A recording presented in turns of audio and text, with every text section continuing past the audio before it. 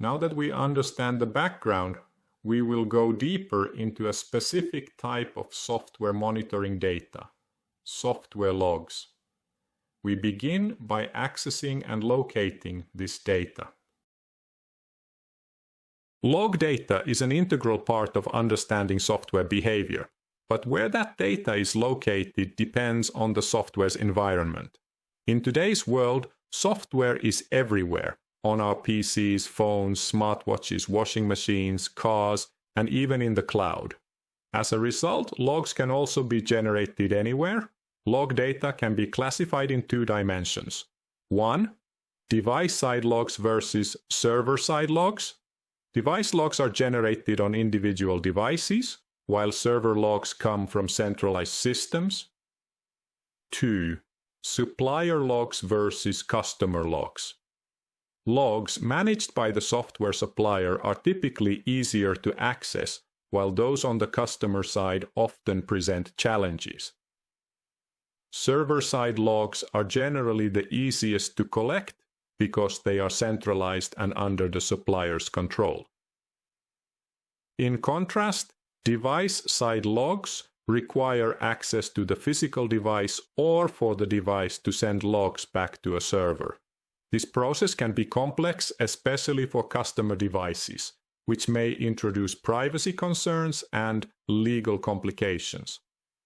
Logs under the supplier's control are more accessible and straightforward to analyze, while customer-side logs can be harder to retrieve and require careful handling due to potential compliance and legal issues. Bringing the two dimensions together, we can conclude that server logs under supplier control are the easiest to access, while device logs under customer control are the hardest to access.